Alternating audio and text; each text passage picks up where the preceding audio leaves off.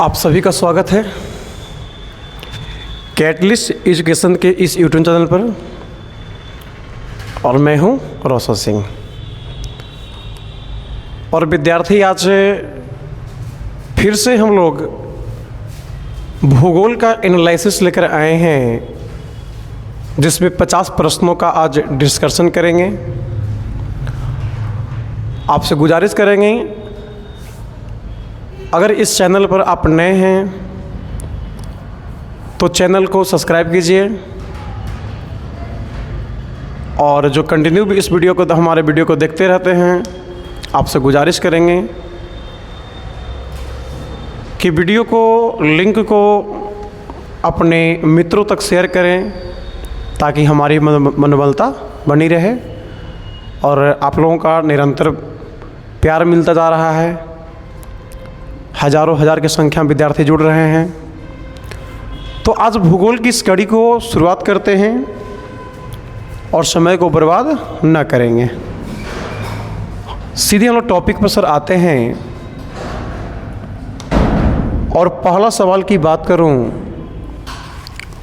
तो पहला सवाल कहता है सर कि ऊटी या इसी को उदय मंडल कहा गया, किस पर्वत पर है? किस पर्वत पर है? तो बच्चा यहाँ पे इसका जो आंसर होता है नीलगिरी होगा। नीलगिरी ए इज द करेक्ट आंसर। अब देखिए बच्चे, दो बात यहाँ पे याद रखिएगा। पहला बात याद रखना है कि नीलगिरी का सबसे ऊंची जो चोटी है, उस ऊंची चोटी का नाम दोदा बेटा है। यानी कह सकते हैं कि दोदा बेटा जो है ये नीलगिरी की सर्वोच्च चोटी है, अर्थात सबसे ऊंची चोटी है। और दूसरा जो यहाँ पर चोटी का नाम आता बच्चा, उस चोटी का नाम हो जाता है क्या? तो उसका नाम क्या है? ऊंटी है। ऊंटी। और ऊंटी में ध्यान रखना है दूसरी सबसे ऊंची चोटी है। आपसे कभी सवाल पूछे कि नीलगिरी की दूसरी सबसे ऊंची चोटी कौन है, तो उसका नाम आता है ऊंटी। और नीलगिरी की सबसे ऊंची चोटी की बात करूं तो उसका नाम आता है दोदा बेटा। और एक बात ध्यान रखना है सर कि दोनों जो चोटी है ये भारत के किस राज्य में है? तो ध्यान रखना है कि दोनों चोटी तमिलनाडु में है। जो दोनों चोटियां हैं ना बाबू, एक कहाँ पर है? तो इसका सही आंसर हो जाता है क्या? तमिलनाडु में है। तमिलनाडु। इसके अलावा जो देखो यहाँ पर आपका अन्नामलाई है, और ध्यान में रखना है कि अन्नामलाई जो है एक केरल में है, और इसकी सबसे ऊंची चोटी जो है उसका नाम है अनाईमुड़ी है। अनाईमुड़ी है। नाम क्या है बाबू? अनाईमुड़ी है। और कार्डेमम जो है, इसी कार्डेमम को एक नाम से जानते हैं, और इसी को कहते हैं इलायची की पहाड़ी। इलायची की पहाड़ी। आपसे कभी सवाल पूछे कि इलायची की पहाड़ी किसे कहा गया है, तो बोला कार्डेमम को इलायची की पहाड़ी के नाम से भी जाना जाता है। यहीं पे दूसरा सवाल आता है कि दक्षिण भारत की सबसे ऊंची चोटी अनाईमुड़ी या अनाईमुड़ी यही है, किस पर्वत पर है? तो आपको पता है कि अनाईमुड़ी जो है ये कहाँ पे है? अन्नामलाई में। यानी कि ये इसी का सेकंड क्वेश्चन है। तो दो का B is the correct answer. Answer है अन्नामलाई। बाकी तो नीलगिरी को हमने करवा दिया, और यानी एक डिस्कशन किए और यहाँ पे दो प्रश्न आपका डील हो गया। Any problem? No sir. अगली स्लाइड की ओर चलें बच्चे। बहुत बढ़िया। और हमने लगातार बच्चों को ऑफलाइन में पढ़ाया भी है। कह रहा कि बाबा बुदन, क्या कह रहा है? बाबा बुदन की जो पहाड़ी है वो किस लिए प्रसिद्ध है? तो ध्यान रखना कि बाबा बुदन की पहाड़ी लौह अयस्क के लिए प्रसिद्ध है। लौह अयस्क के लिए बाबा बुदन की पहाड़ी जाना जाता है। सबसे पहले बच्चों जान लो ये भी कि बाबा बुदन की जो पहाड़ी है ये कहाँ पर है। तो ध्यान रखना है कि बाबा बुदन की पहाड़ी भारत के एक राज्य में है और उस राज्य का नाम है क्या बच्चे? कर्नाटक। बाबा बुदन की पहाड़ी कहाँ पे है? कर्नाटक के अंदर में बाबा बुदन की पहाड़ी स्थित है। और ये जो बाबा बुदन की पहाड़ी है ये लौह अयस्क के लिए जाना जाता है। और मध्य सह्याद्री का यानी सह्याद्री पर्वतमाला 3 भाग में है, उत्तरी सह्याद्री, मध्य सह्याद्री और दक्षिणी सह्याद्री। और मध्य सह्याद्री की सबसे ऊंची चोटी की बात किया जाए तो आता है बाबा बुदन की पहाड़ी जो लौह अयस्क के लिए जाना जाता है। तो समझते हैं कि आपको ए लाइन आपका क्लियर हो गया होगा, यानी 3 का ए इज द करेक्ट आंसर। इसी का अगला सवाल कहता है बच्चे कि मैंगलोर से कन्याकुमारी के बीच में तटीय मैदान का नाम क्या है। तो सबसे पहले बच्चे आपको हम सिखाएं, पहले तो प्रश्न को सामने कर लेते हैं और पहले आपको हम बात को सिखाते हैं। देखो अगर ऐसे करके हम भारत का एक राज्य यानी कि भारत का निचला भाग की बात करूं तो यहाँ पर क्या है ना सर कि सबसे पहले यहाँ पर जो आपको मैदान मिलेगा इस तटीय मैदान का नाम है कच्छ का मैदान। इसका नाम क्या है बच्चे? कच्छ का मैदान है। और कच्छ के मैदान के बाद जो ए वाला पार्ट आप देख रहे हो ना इसका नाम हो जाता है काठियावाड़ का मैदान। काठियावाड़ हो जाता है। काठियावाड़ के बाद अगर नीचे अगर हम ए वाला पार्ट देखें तो ये जो आपको पार्ट आता है इसका नाम हो जाता है कोंकण का तट आता है। नाम क्या बच्चा? कोंकण का तट। और कोंकण के तट के बाद ये वाला पार्ट अगर देखें तो इसका नाम हो जाता है मालाबार का तट है। मालाबार का तट है। यहाँ से ए वाला पार्ट अगर देखें तो इसका नाम मालाबार का तट नहीं है बल्कि इसका अगर नाम देखूं तो इसका नाम हो जाता है कोरोमंडल। इसका नाम क्या हो जाएगा? कोरोमंडल हो जाएगा, कोरोमंडल। इसके बाद अगर एद हम देखें यहाँ पे तो ये जो आपका हो जाएगा इसको कहते हैं आंध्र का तट कहते हैं। आंध्र के तट के बाद अगर देखा जाए तो आपको मिलेगा उत्कल का तट मिलेगा। और उत्कल के तट के बाद अगर देखें तो यहाँ पर एक तट मिलेगा, इसका नाम क्या है? दीघा का तट है। अब आपने देखा कि जो एक कच्छ और काठियावाड़ है ये भारत के किस राज्य में है? तो आप कहना ये दोनों आपका गुजरात के अंदर में है। कहाँ पे बच्चे? गुजरात के अंदर में है। कोंकण का जो तट है ये आपका 2 राज्य में है, एक आपका महाराष्ट्र में आता है और एक आपका गोवा में आता है। महाराष्ट्र और गोवा। मालाबार की तट के यानी कि यहाँ पे बीच में आपका कन्नड़ का मैदान भी आ जाती है, यानी कि बीच में एक लाइन और हम जोड़ दूँ, यहाँ पे तो यहाँ पे आपको मिलेगा कन्नड़ का मैदान मिलेगा। कन्नड़ का मैदान। और कन्नड़ के बाद कौन हो गया? मालाबार।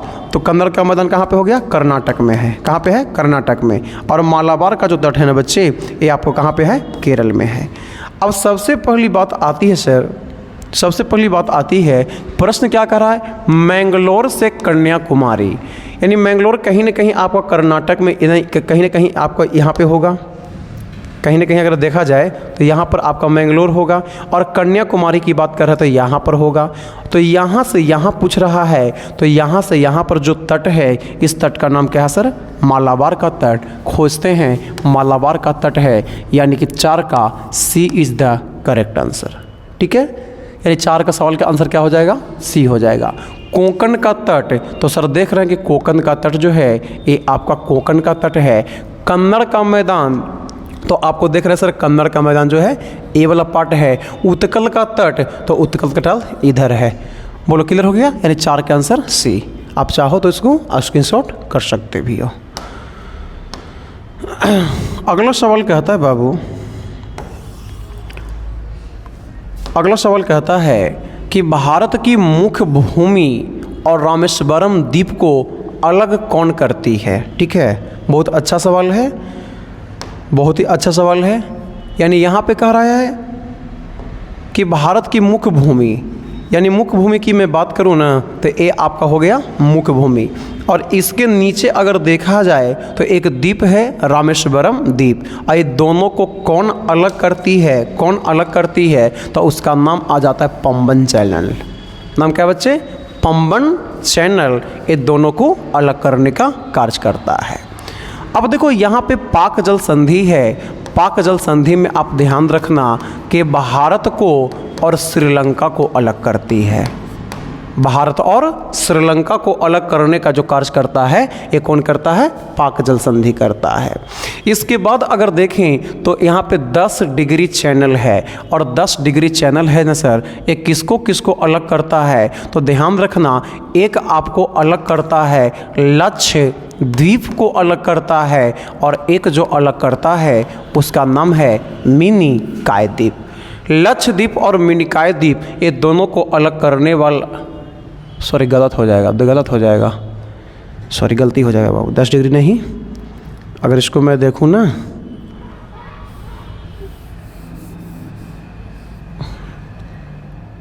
यहाँ पे 10 डिग्री है ना, 10 डिग्री, तो 10 डिग्री चैनल जो है ना सर, ये आपका अंडमान और निकोबार को अलग करती है। 9 डिग्री चैनल की बात किया जाए ना तो ये आपका अलग करता है, तो एक अलग करता है किसको? लक्षद्वीप को अलग करता है, और एक जो अलग करता है ये आपका मिनिकॉय द्वीप को अलग करता है। तो लक्षद्वीप और मिनिकॉय द्वीप को अलग करती है 9 डिग्री चैनल। पाक जल संधि भारत और श्रीलंका को अलग करती है। पंबन जो द्वीप है ये रामेश्वरम और तमिलनाडु कन्याकुमारी को अलग करती है। और 10 डिग्री चैनल अगर देखा जाए तो अंडमान और निकोबार को अलग करती है। यहीं पे अगर आप एक बात लाइन और याद रखो, 8 डिग्री चैनल, और 8 डिग्री चैनल है ये आपको अलग किसको किसको करती है? तो आप ध्यान रखना कि लक्षद्वीप का सबसे दक्षिणतम जो द्वीप है मिनिकॉय द्वीप है, और अभी एक क्या बोलता है यहाँ पे एक देश और है, और उस देश का नाम है मालदीव। तो मिनिकॉय द्वीप और मालदीव को अलग करने वाला जो चैनल है इसका नाम क्या है? 8 डिग्री चैनल। अब देखो मालदीव का जो अर्थव्यवस्था था, भारत से जो टूरिस्ट लोग जाते थे इसकी अर्थव्यवस्था लगातार चल रही थी। बीच में इसके साथ कुछ मुटाव हुआ, और नरेंद्र मोदी के भी अभी हाल में देखो बहुत लेटेस्ट मामला है ना। नरेंद्र मोदी ने एक घोषणा किया कि आप जो मालदीव घूमने जाते हो, अब अपने देश का एक पार्ट है लक्षद्वीप, आप वहाँ जाओ और काफ़ी सुंदरता है, और उसकी सुंदरता को देखते हुए लोग मालदीव जाना धीरे धीरे कम कर दिए, जिससे इसके अर्थव्यवस्था पर कहीं ना कहीं बहुत ज़्यादा असर पड़ रहा है, कहीं ना बहुत ज़्यादा असर पड़ रहा है। यानी इनकी अर्थव्यवस्था इकोनॉमी जो चल रही थी ये भारत से जो कई पैमाने पर टूरिस्ट जाते थे उनसे चल रही थी। खैर और भी अलग अलग देश से यहाँ पे आते हैं, तो कहीं ना कहीं अगर जाना बंद हो गया तो कहीं ना कहीं इनकी अर्थव्यवस्था में गिरावट आएगी। आखिर मामला वो क्या है, कभी आपको विशेष चर्चा कर लूँगा। तो हम समझते हैं कि 5 का आपको आंसर मिल गया, कि 5 का आंसर जो क्या होगा वो क्या हो गया? पंबन द्वीप, और जुड़ी हुई सवाल भी क्लियर हो गया। अगला सवाल कहता है ना सर, अगला सवाल कहता है, अगला सवाल कहता है कि किस भारतीय राज्य को, बहुत अच्छा सवाल है, किस भारतीय राज्य को भारत का कोहिनूर कहा गया है? तो ध्यान रखना, भारत का अगर कोहिनूर कहा जाएगा तो यहाँ पे आंसर हो जाएगा आंध्र प्रदेश को। आंध्र प्रदेश को भारत का कोहिनूर कहा गया है।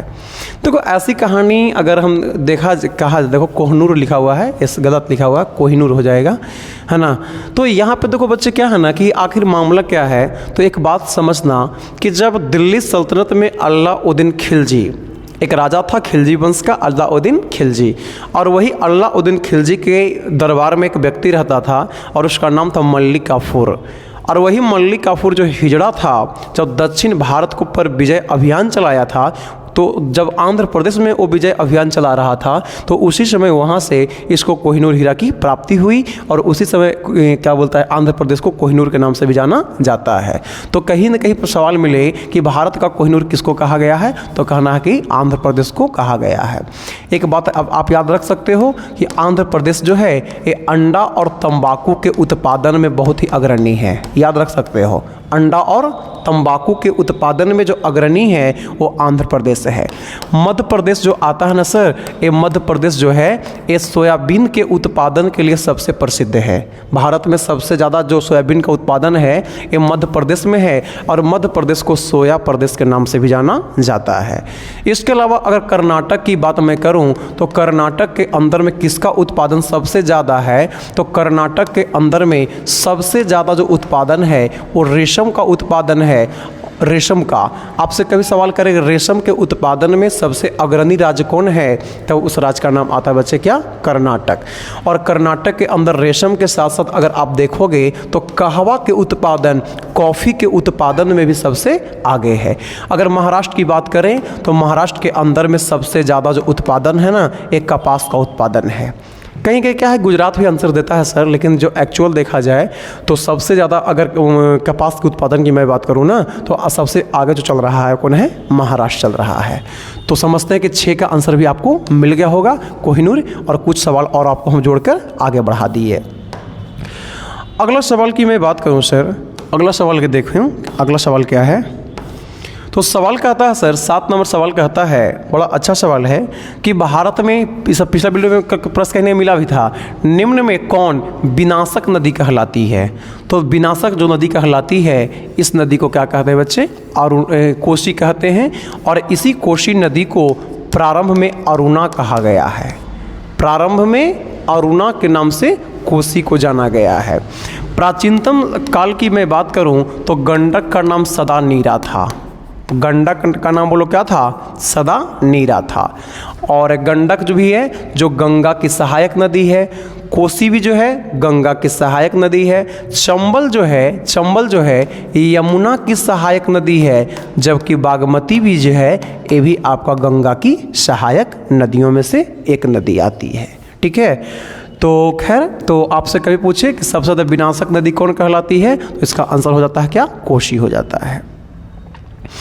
अगला सवाल अगर देखा जाए, अगला सवाल की बात करूं तो कह रहा है क्या कि भारत में केंद्र सरकार ने किस नदी को राष्ट्रीय नदी का दर्जा दिया है। राष्ट्रीय नदी का दर्जा दिया है। तो राष्ट्रीय नदी का जो दर्जा दिया है ना सर, इस नदी का नाम क्या है, गंगा है। और एकदम याद रखना, गंगा के लिए आप कई बातें आप याद रख सकते हो। जैसे गंगा जो है, ये भारत का सबसे लंबा नदी है। भारत की सबसे लंबी नदी है कौन, गंगा। कहना कितना है, तो कहना 2525 किलोमीटर गंगा की लंबाई है और ये भारत की सबसे लंबी नदी है। इसके अलावा अगर गंगा को देखा जाए तो गंगा भारत की राष्ट्रीय नदी है, जो कि क्वेश्चन में लिखा हुआ है राष्ट्रीय नदी। और ध्यान रखना है कि गंगा नदी को राष्ट्रीय नदी का जो दर्जा प्राप्त हुआ था, वो प्राप्त हुआ था वर्ष 2008 में प्राप्त हुआ था। दूसरा बात यहाँ पर ध्यान रखना है कि इसी गंगा नदी में एक जलीय जीव पाई जाती है और उस जलीय जीव का नाम क्या है, डॉल्फिन है। नाम क्या बच्चे, डॉल्फिन। और जो डॉल्फिन आप देख रहे हो ना, इसी डॉल्फिन को राष्ट्रीय जलीय जीव घोषित किया गया। राष्ट्रीय जलीय जीव घोषित किया गया। कभी भी सवाल मिले कि भारत का राष्ट्रीय जलीय जीव कौन है, तो भारत का राष्ट्रीय जलीय जीव जो है वो कौन है बच्चे, डॉल्फिन है। और ध्यान रखना है कि राष्ट्रीय जलीय जीव जो डॉल्फिन को घोषित किया गया था, वो किया गया था वर्ष 2009 में। अब याद करूं, गंगा को राष्ट्रीय नदी का जो दर्जा प्राप्त हुआ था, ये प्राप्त कब हुआ, 2008 में। जबकि डॉल्फिन को राष्ट्रीय जलीय जीव का जो घोषणा किया गया था, वो कब किया गया था, 2009 में किया गया था। तो मैं समझता हूँ कि 8 का जवाब आपको मिल गया। तो गंगा भी हो गया। बाकी सिंध है, तो सिंध का हम चर्चा पहले पिछले वीडियो में कर चुके हैं। ब्रह्मपुत्र है, इसकी भी चर्चा कर चुके हैं। यमुना है, इसकी भी चर्चा कर चुके हैं पहले के वीडियो में। सवाल वैसा रहता तो जरूर हम चर्चा कर देते हैं और एक्स्ट्रा। अगला सवाल कहता है सर कि क्या है, मिसिसिपी लिखा है, मिसिसिपी और मिसौरी।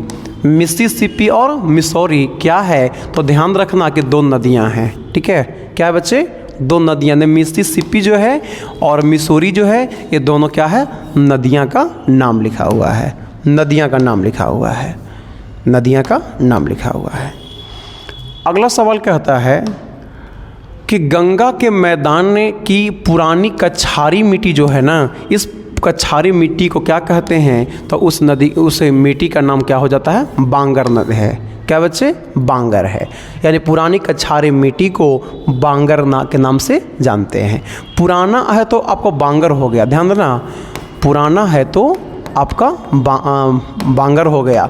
और यही यदि नया होता तो इसको क्या बोलते हैं, खादर। यानी नया को क्या बोलते हैं, खादर बोलते हैं, और पुराना को क्या बोलते हैं, बांगर। और बांगर अच्छा ही नहीं सबसे अच्छा होता है। तो समझते हैं, क्लियर हो गया। 11 नंबर सवाल कहता है रेगुर मिट्टी सबसे ज़्यादा कहाँ पाई जाती है। तो समझो कि रेगुर मिट्टी आखिर क्या है। तो कहना कि रेगुर मिट्टी जो है इसी को काली मिट्टी भी कहते हैं, और काली मिट्टी में सबसे जो आगे अग्रणी है उस राज्य का नाम क्या है बच्चे, महाराष्ट्र है। काली मिट्टी कौन है बच्चे, महाराष्ट्र है। तमिलनाडु जो है, यहाँ पे आप ध्यान रख सकते हो कि तमिलनाडु है, इस तमिलनाडु के अंदर में सबसे ज़्यादा जो मिट्टी है वो लाल मिट्टी है। लाल मिट्टी का अधिकता किसके पास है, तमिलनाडु में है। काली मिट्टी कहाँ पे बच्चे, महाराष्ट्र में। तो 11 का आंसर भी क्लियर हो गया, ए इज द करेक्ट आंसर। अब देखो अगला सवाल कह रहा है कि तुलबुल परियोजना किस नदी पर है। बड़ा अच्छा सवाल है, तुलबुल परियोजना किस नदी पर, कोई बताओ कि तुलबुल है ना, हाँ, तुलबुल परियोजना किस नदी पर है। तो तुलबुल जो है, तो तुलबुल आपको हो जाएगा झेलम नदी पर, ठीक है। तुलबुल परियोजना झेलम नदी के ऊपर में है, झेलम नदी पर है। रावी पर कौन है, तो कहना रावी के ऊपर में थीन बांध है। थीन बांध ये बड़ा इम्पोर्टेंट है, आपसे कभी पूछे कि थीन बांध किस नदी के ऊपर है तो उसका नाम हो जाता है क्या, रावी। यानी 12 का जो आंसर होगा वो क्या होगा बच्चे, तो 12 का ए इज द करेक्ट आंसर। अगला सवाल कहता है कि झूम क्या है। झूम क्या है, तो देखो ढेर लोग कहता है कि झूम माने झूमे वाला, तो मारदार लोग नहीं रहते, तो गलत हो जाएगा।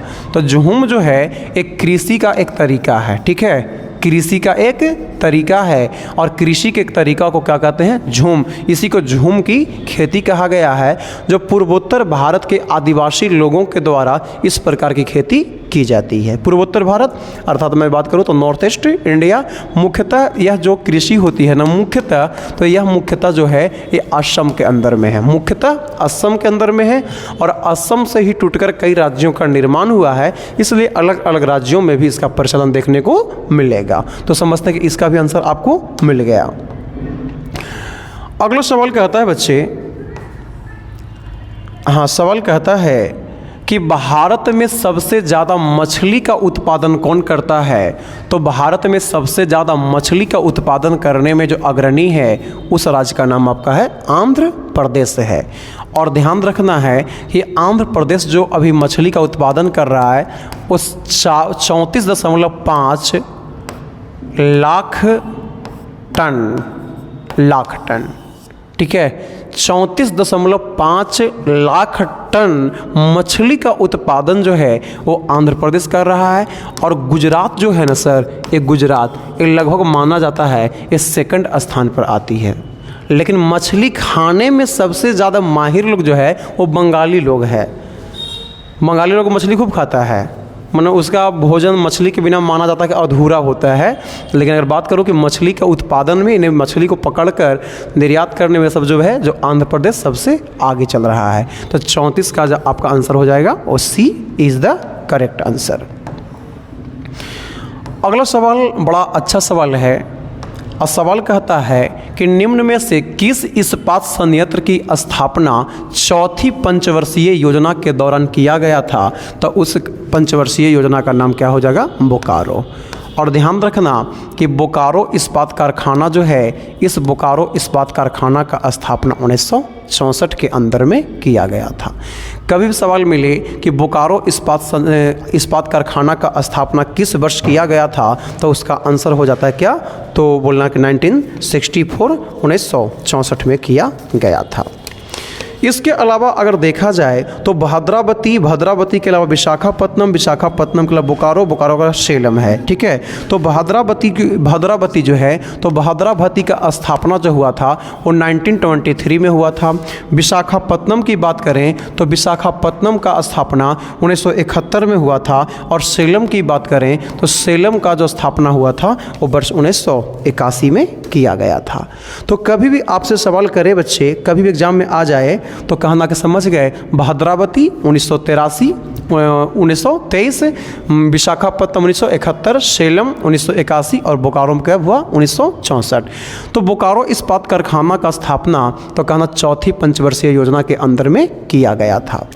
लेकिन एक बात ध्यान रखना कि जब सेकंड पंचवर्षीय योजना चल रही थी यानी दूसरी पंचवर्षीय योजना चल रही थी, तो कहना कि कौन कौन बना था, तो एक आपको आता है भिलाई इस्पात कारखाना, बड़ा इंपॉर्टेंट है, ठीक है, भिलाई। दूसरा इस्पात कारखाना आता है और उस इस्पात कारखाना का नाम है राउरकेला,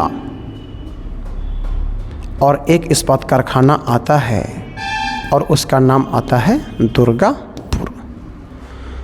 और ये बड़ा इम्पोर्टेंट है कि भिलाई इस्पात कारखाना का जो स्थापना किया गया था वो किस देश की सहायता से किया गया था, तो कहना पूर्व सोवियत संघ की स्थापना से रूस की सहायता से किया गया था। राउरकेला इस्पात कारखाना का जो स्थापना किया गया था ये आपका जर्मनी की सहायता से किया गया था, और दुर्गापुर इस्पात कारखाना का जो स्थापना किया गया था ये आपका ब्रिटेन की सहायता से किया गया था। तो भिलाई इस्पात कारखाना सोवियत संघ, अर्थात इसी को हम लोग क्या बोलेंगे, रूस कह सकते हैं, ठीक है, क्या कह सकते हैं, रूस कह सकते हैं। राउरकेला इस्पात कारखाना का स्थापना जर्मनी की सहायता से, दुर्गापुर इस्पात कारखाना ब्रिटेन की सहायता से किया गया था। और ये जितना भी हुआ था ये सारे आपका सेकंड में हुआ था, और बोकारो इस्पात कारखाना चौथी पंचवर्षीय योजना में 1964 में लगा था। एक बात आप यहीं पर याद रख सकते हो, आपसे कहीं पूछे कि बताओ बोकारो में इस्पात कारखाना जो लगा था वो किस देश की सहायता से लगा था, तो बोकारो इस्पात कारखाना का स्थापना भी रूस की सहायता से लगा था, अर्थात पूर्व सोवियत संघ की सहायता से लगाया गया था। तो समझ से क्लियर हो गया। अगला सवाल आता है सर, बड़ा अच्छा सवाल है, और ये है कि विश्व का सबसे लंबा रेल मार्ग कौन है, तो कहना विश्व का सबसे लंबा जो रेल मार्ग है, इस रेल मार्ग का नाम है ट्रांस साइबेरियन रेल मार्ग। उसका नाम क्या है बच्चे, ट्रांस साइबेरियन रेल मार्ग है। और ट्रांस साइबेरियन जो रेल मार्ग है ये आप ध्यान रखना कि लगभग 9259 किलोमीटर है, 9259 किलोमीटर है। और यह जो रेल मार्ग है आपका किस देश के अंदर में है, तब उस देश का नाम आ जाता है रूस के अंदर में है। किस देश में बच्चे, रूस के अंदर में यह रेल मार्ग देखने को आपको मिल सकता है, ठीक है। तो समझते हैं, आई होप आपका ये भी क्लियर हो गया होगा। अगला सवाल कहता है, बड़ा अच्छा सवाल है, ये सब कंसेप्चुअल सवाल है। संसार को सबसे महत्वपूर्ण जहाजी नहर कौन है, तो सबसे जो प्रसिद्ध जहाजी नहर आती है उसका नाम आता है बच्चे क्या, स्वेज नहर आती है, स्वेज नहर, स्वेज नहर। यानी 17 का आंसर क्या हो जाएगा बच्चे, D is the correct answer.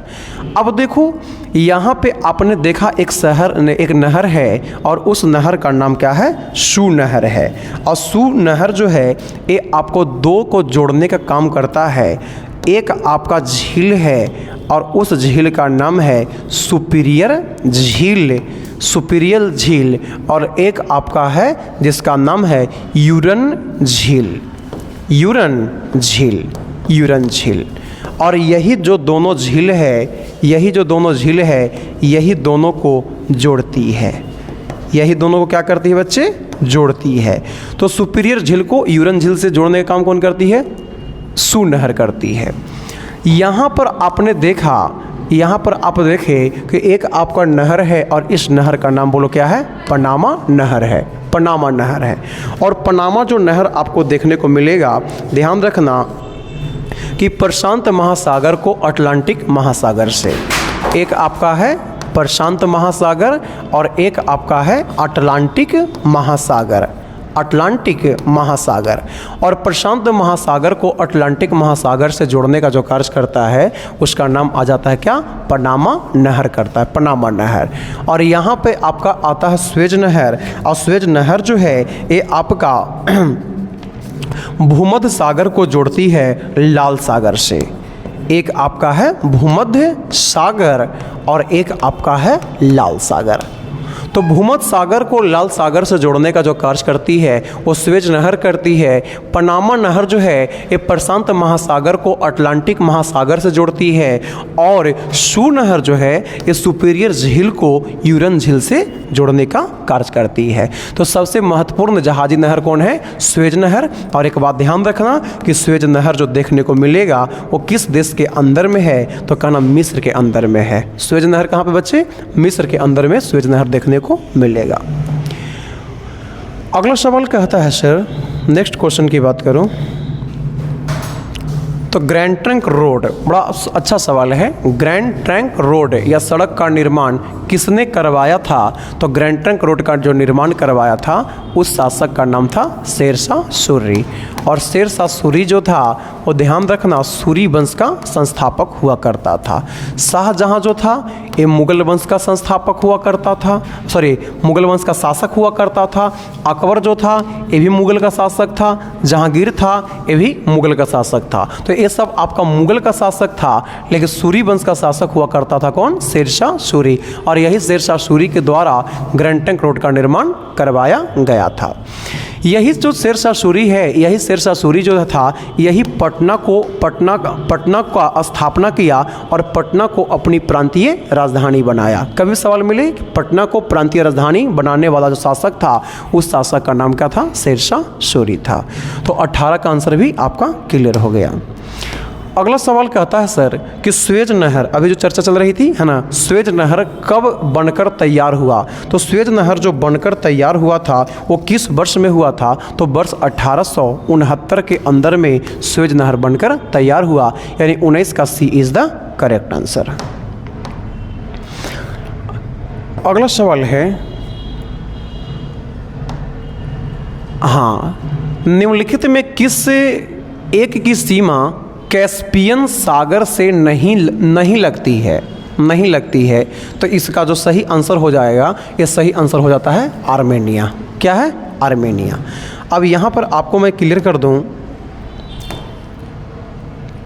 यहाँ पे मैं आपको क्लियर कर दूँ कि जो कैस्पियन सागर है, कैस्पियन सागर से किसकी सीमा लगती है? तो कैस्पियन सागर से जो सीमा लगती है एक देश है जिसका नाम है उज्बेकिस्तान। नाम क्या है? उज्बेकिस्तान। और दूसरा आता है जिसका नाम है तुर्कमेनिस्तान।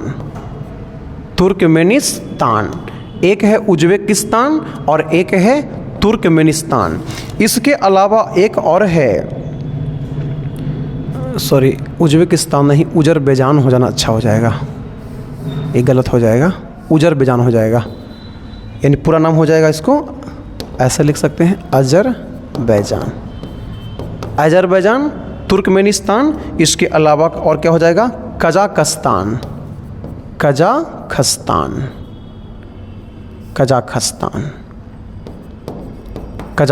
हो जाएगा। कजाखस्तान के अलावा अगर देखा जाए तो और क्या है? तो एक आपका और रूस आ जाती है, और रूस के अलावा अगर देखा जाए तो ईरान आ जाती है। यानी अगर देखा जाए कैस्पियन सागर से किसकी सीमा मिलती है, तो 5 देशों का सीमा मिलती है। किस का सीमा मिलता है? तो ध्यान रखना है कि आपको अजरबैजान की सीमा मिलती है, तुर्कमेनिस्तान की सीमा मिलती है, कजाकिस्तान की सीमा मिलती है, रूस की सीमा मिलती है, और बोलो ईरान की सीमा मिलती है। यानी 5 देशों का सीमा लगता है। तो यहाँ पे आर्मेनिया का सीमा नहीं लगा, काट दीजिए। कजाकिस्तान, तो कजाकिस्तान आपका है ये है। अजरबैजान, तो अजरबैजान भी की सीमा भी लगती है। यानी इसकी सीमा लगती है, इसकी सीमा नहीं लगती है, इसलिए B is the correct answer. Clear हो गया? आप चाहो तो स्क्रीनशॉट ले लो या अपना नोट डाउन कर लेना।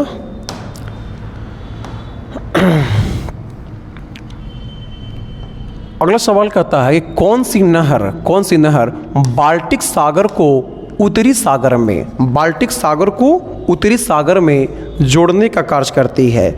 तो बाल्टिक सागर को उत्तरी सागर में जोड़ने का जो कार्य करती है, इस नहर का नाम आता है किल नहर। बाकी सू नहर, पनामा नहर और स्वेज नहर की मैं चर्चा कर चुका था पिछली वीडियो में। तो यहाँ पे बाल्टिक सागर और उत्तरी सागर को जो जोड़ने का कार्य करता है वो कौन करता है? किल नहर। 21 का सी इज़ द करेक्ट आंसर। अगला सवाल की बात करूँ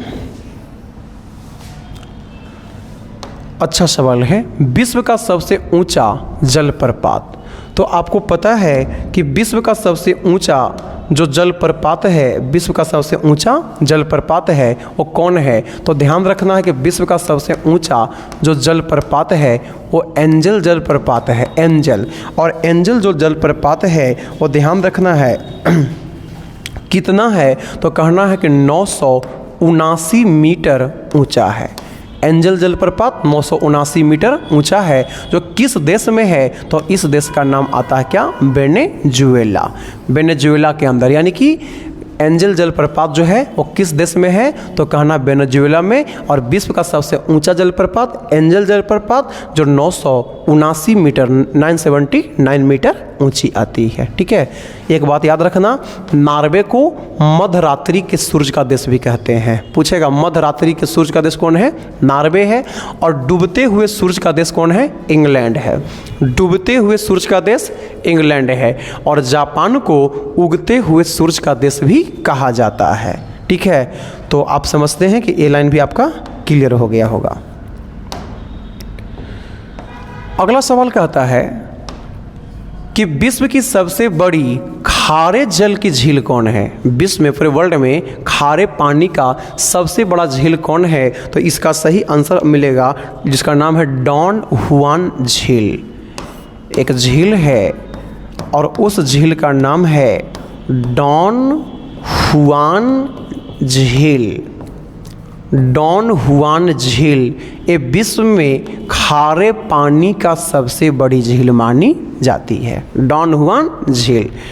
और यहाँ पर चॉइस तो है ही नहीं, तो इसमें अगर कैस्पियन सागर को देख कर चलेंगे तो आपको आंसर हो सकता है, लेकिन डॉन हुआन झील ही अभी वर्तमान में रिसेंटली यही लेकर चलिएगा। ठीक है, क्योंकि सबसे रिसेंटली में यही चलेगा। 23 हो गया।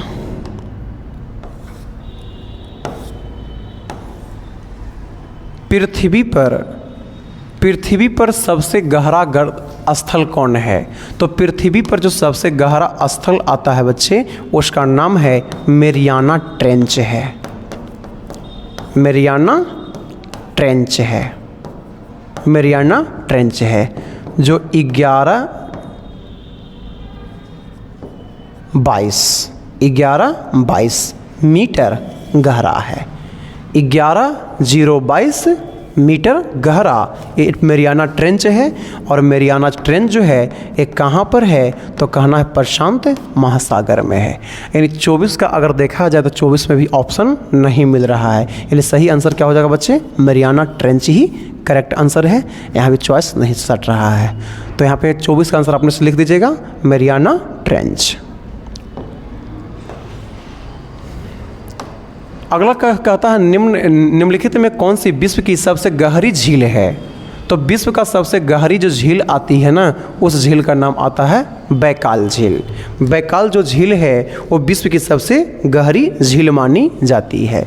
जो लगभग ध्यान रखना है कि बैकाल झील जो है ये 1642 मीटर गहरा है। और दूसरा बात ध्यान रखना है ये किस देश के अंदर में है, तो उस देश का नाम आ जाता है रूस के अंदर में है। रूस के अंदर में बैकाल झील है जो 1642 मीटर गहरी झील है। 1642 मीटर क्या है? ऊंचा है कि गहरा? तो क्या बोलना है? गहरी झील है। कि टीटीकाका झील जो है ना, टीटीकाका, इसको हम लोग कह सकते हैं विश्व का सबसे ऊंचा झील कह सकते हैं, या विश्व में सबसे ऊंचे स्थान पर स्थित झील कह सकते हैं। अगर आपसे कहीं पूछे विश्व में सबसे ज़्यादा ऊंचा स्थान पर, विश्व में सबसे ज़्यादा ऊंचा स्थान पर स्थित झील कौन है, तो उस झील का नाम आ जाता है टीटीकाका झील है। ठीक है, कि टीटीका विक्टोरिया झील ये अफ्रीका के अंदर में है। विक्टोरिया जो झील है ये झील कहाँ पे है, तो अफ्रीका के अंदर में है। ठीक है, तो इसका भी आंसर क्लियर हो गया 25 का।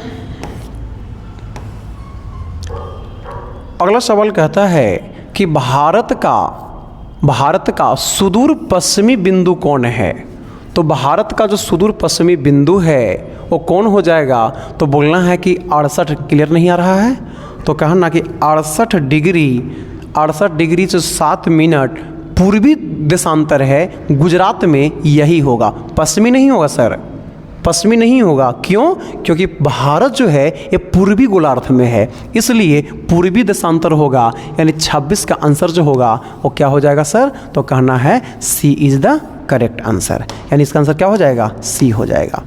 भारत का उत्तरी छोर गुजरने वाला अक्षांश कौन है? तो भारत को अगर मैं देखूं सर, अगर भारत को देखूं तो नीचे में आता 37 डिग्री 6 मिनट और 8 डिग्री 4 मिनट और ऊपर में आता है 37 डिग्री 6 मिनट। तो नीचे में भी आपको उत्तरी अक्षांश है और ऊपर में भी उत्तरी अक्षांश है। यानी 37 पकड़ेंगे तो 37 में नहीं है, इसमें भी 37 नहीं है, इसमें भी नहीं है, 37 डिग्री। लेकिन यहाँ पे देखो दक्षिणी जो लिखा हुआ है ये गलत हो जाएगा, ये गलत लिखा हुआ है, यहाँ पे उत्तरी होगा। ठीक है, सही आंसर होगा 37 डिग्री उत्तरी अक्षांश से भारत का सबसे उत्तरी अक्षांश गुजरती है, सबसे उत्तरी अक्षांश गुजरती है। यानी देखा जाए 27 का आंसर सी होगा। ऑप्शन के अकॉर्डिंग सही होगा, लेकिन 37 ठीक है, लेकिन दक्षिण नहीं होगा, यहाँ पे क्या होगा? उत्तर होगा। ठीक है, क्यों उत्तर होगा? तो आपको पता है कि भारत जो है उत्तरी गोलार्ध में है, उत्तरी पूर्वी गोलार्ध में है, इसलिए भारत का जो देशांतरीय रेखा गुजरती है वो पूर्वी के नाम से दिखाता है, और अक्षांशीय जो गुजरती है वो आपका उत्तरी से लिखाता है, उत्तरी से लिखाता है। 37 हो गया, 27 क्वेश्चन हो गया। 28 कहता है सर कि भारत का धूर दक्षिणी भाग की मुख्य भूमध्य रेखा से कितनी दूर है? तो इसका सही आंसर हो जाता है 876 किलोमीटर। सीधा याद रखना, 876 किलोमीटर है। भारत का स्थलीय सीमा की लंबाई क्या है? स्थलीय सीमा की लंबाई क्या है? तो स्थलीय सीमा की जो लंबाई है वो 15,200 किलोमीटर है, 15,200 किलोमीटर है। अगला सवाल कहता है कि भारत का जल सीमा की लंबाई कितना है? तो देखो यहाँ पे कुछ नहीं करा, केवल जलीय सीमा की लंबाई पूछ रहा है, तो 7516 एक्चुअल मान आता है, इसलिए 7500 भी मारेंगे तो कोई दिक्कत नहीं है। मैं एक्चुअल मान लिख दूँ तो एक्चुअल मान आता है 7516.6 किलोमीटर, एक्चुअल मान आता है 7516। लेकिन अगर यहाँ पर एक बात ध्यान रखना, अगर द्वीप को छोड़कर पूछेगा, द्वीप को छोड़कर कहता, छोड़कर तब आंसर 6100 हो जाता। लेकिन द्वीप को छोड़कर तो कोई हर का द्वीप के शब्द को चर्चा कर ही नहीं रहा है, यानी टोटल पूछ रहा है, तो टोटल में कितना हो जाएगा सर? 7500 किलोमीटर हो जाएगा। अगला सवाल कहता है कि भारत में, देखो कितना बार हम समझाए थे कि हिमालय का विस्तार किन दो नदियों के बीच में है? तो समूचा अगर हिमालय की बात करूं तो इधर में आपका जो नदी बहती है ये ब्रह्मपुत्र बहती है, और इधर में जो बहती है वो सिंधु बहती है। तो कहना ब्रह्मपुत्र और सिंधु के बीच में है, सिंध और ब्रह्मपुत्र के बीच में है, अर्थात देखा जाए बच्चे तो सी इज़ द करेक्ट आंसर। यानी कि 31 नंबर सवाल का जो आंसर होगा वो सी होगा। अब कुछ बच्चे हैं वो क्या सिंध और सतलज मार दिया, कोई कुछ मार दिया, कोई कुछ मारा, क्या कर रहा? भारत में हिमालय के केवल विस्तार कर रहा है। यहाँ पे अगर कुमायूं हिमालय कहता, नेपाल हिमालय कहता, पंजाब हिमालय कहता, असम हिमालय कहता, तब वो सब सोचते, लेकिन यहाँ तो कुछ कहीं नहीं रहा है, केवल हिमालय पूछ रहा है। तो टोटल हिमालय कैलकुलेट करेंगे तो टोटल हिमालय जो है वो सिंधु नदी से लेकर ब्रह्मपुत्र नदी है। यानी हिमालय के पूर्वी भाग में ब्रह्मपुत्र नदी बहती है और हिमालय के पश्चिमी भाग में सिंधु नदी बहती है, और यही दो नदियों के बीच में आपका समूचा हिमालय पर्वतमाला स्थित है। पूरा क्लियर हो गया बच्चे? तो समझता हूँ आगे क्वेश्चन करूँ। नेक्स्ट क्वेश्चन क्या कहता है? हाँ, अगली सवाल कहता है कि बृहत हिमालय का निर्माण किस काल में हुआ था? तो बृहत हिमालय का जो निर्माण हुआ था वो किस काल में हुआ था? तो इसका सही आंसर आ जाता है A is the correct answer. इसमें लिखा हुआ है ओलिगोसिन, ओलिगोसिन लिखा हुआ है, लेकिन इसका शुद्ध नाम लिख दो ईओसिन, ईओसिन। शुद्धतम नाम जो है ना ईओसिन है, ईओसिन काल। और ईओसिन काल के अंदर में बृहत हिमालय का क्या हुआ था? निर्माण हुआ था। ठीक है, हिमालय पर्वतमाला एक मुख्य प्रकार का क्या है? तो आपको ये सब हो चुका है कि ये आपका एक बलित पर्वत है। क्या है बच्चे? बलित पर्वत का उदाहरण आता है कौन? तो कहना है हिमालय पर्वतमाला। अवशिष्ट पर्वतमाला का उदाहरण हम आपको बता चुके हैं पहले भी कि अवशिष्ट पर्वतमाला का जो उदाहरण है वो आपका अरावली है। अरावली जो है अवशिष्ट पर्वत का उदाहरण है। अगर ब्लॉक पर्वत की बात करें तो ब्लॉक पर्वत का जो उदाहरण देखूं तो यहाँ पर दो पर्वत का माला नाम आता है। एक का नाम आता है विंध्य पर्वतमाला और एक का नाम आता है सतपुड़ा। तो विंध्य पर्वतमाला और सतपुड़ा पर्वतमाला जो है ये ब्लॉक पर्वत का उदाहरण है। अरावली जो है अवशिष्ट पर्वत का उदाहरण है और हिमालय जो है बलित पर्वत का उदाहरण है।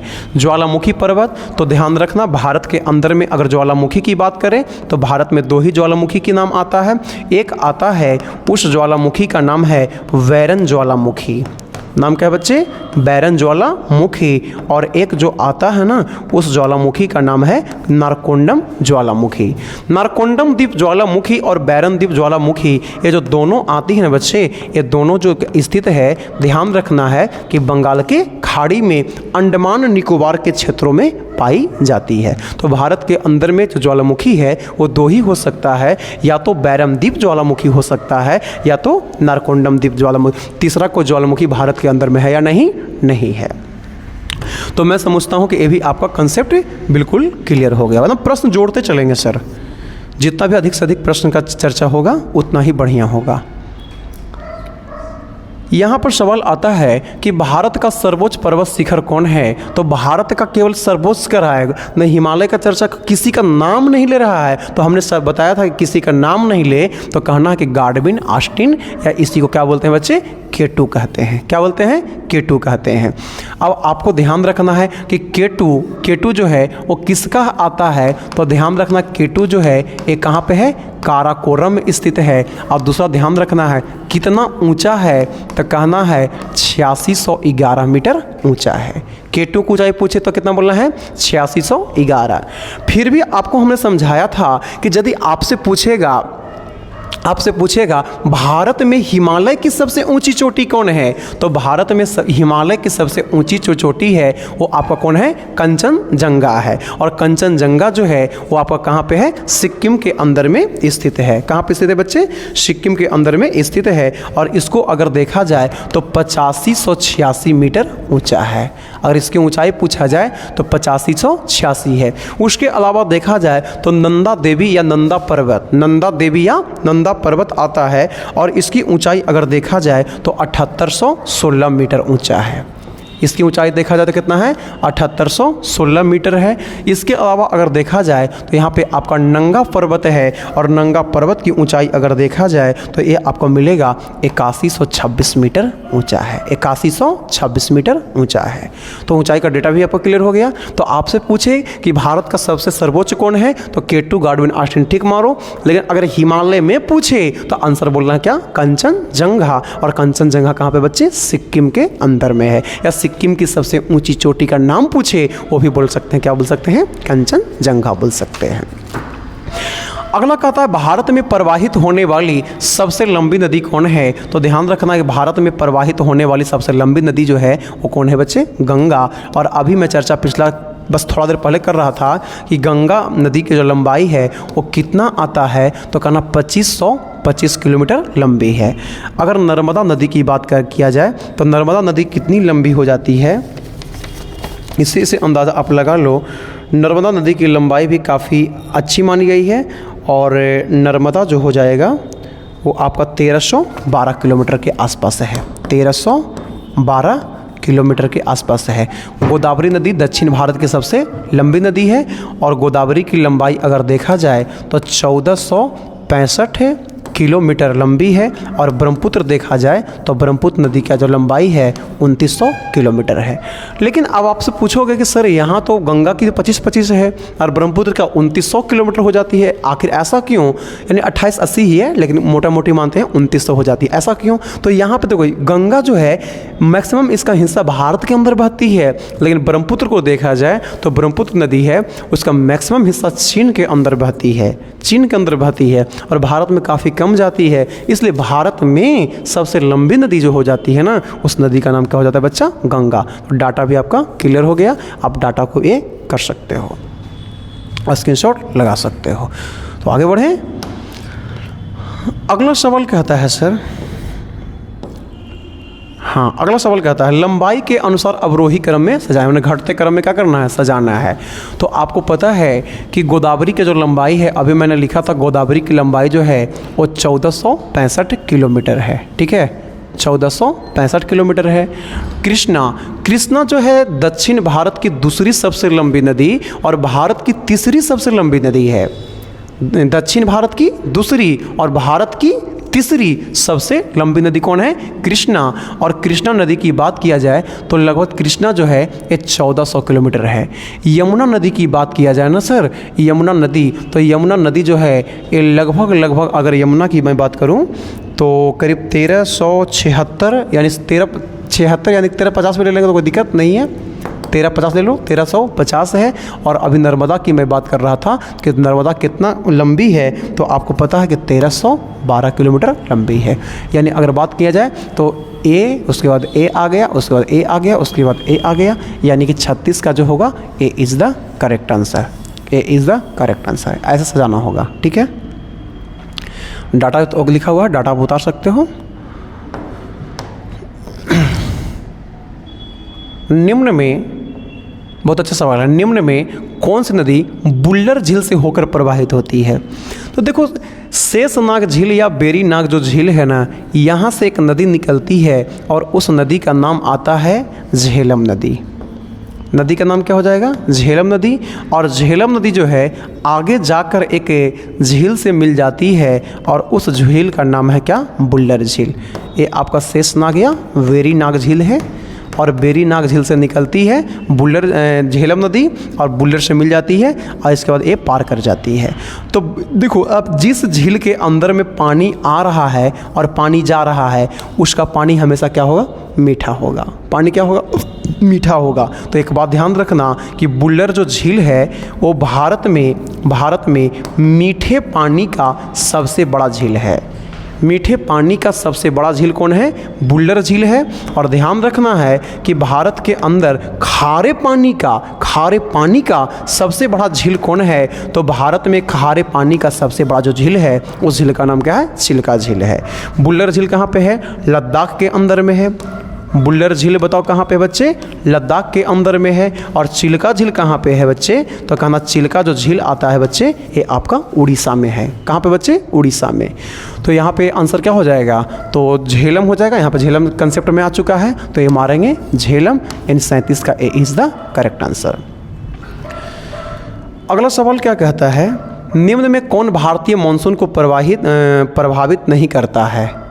भारतीय मानसून को प्रभावित नहीं करता है, तो भारतीय मानसून को प्रभावित नहीं करता है उसका नाम हो जाता है गल्फ स्ट्रीम, प्रभावित नहीं करता है। अगला सवाल आता है मानसून शब्द किस भाषा का शब्द है। तो ध्यान रखना कि मानसून जो शब्द है ये अरबी भाषा का शब्द है। अरबी भाषा का शब्द है मानसून शब्द, और मानसून शब्द जो है मौसम शब्द से बना है।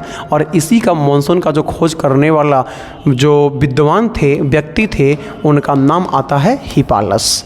अगर आपसे पूछे मानसून का खोज किसने किया, तो हिपालस नामक व्यक्ति के द्वारा मानसून का खोज किया गया था। तो ये भी क्लियर हो गया।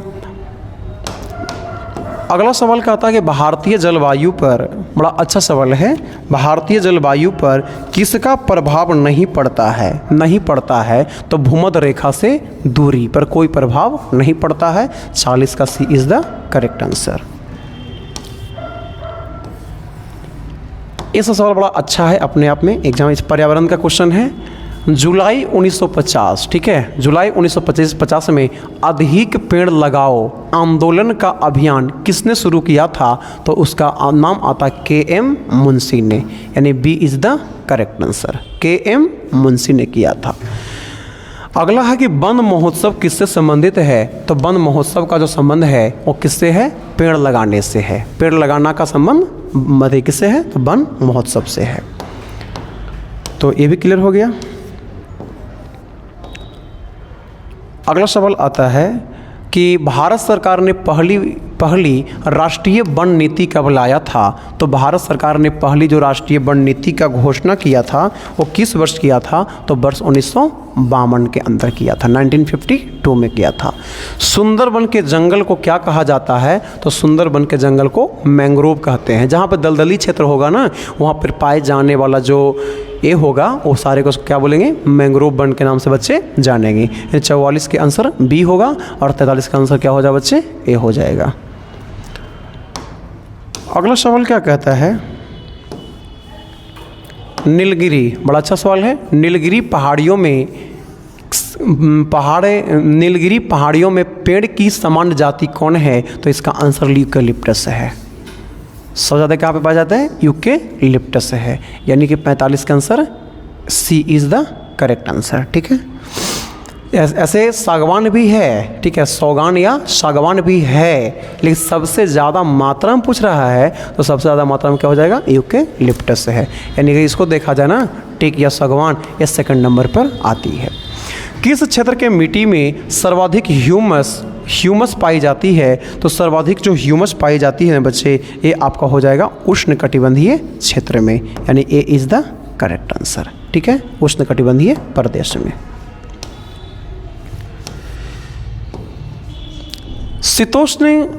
शीतोष्ण कटिबंधीय घास के मैदान में कौन सी मिट्टी पाई जाती है, तो ध्यान रखना कि शीतोष्ण कटिबंधीय में जो घास के मैदान पाए जाते हैं उसका नाम हो जाता है पेड्डोकाल हो जाएगा, पेड्डोकाल, यानी 47 का ए।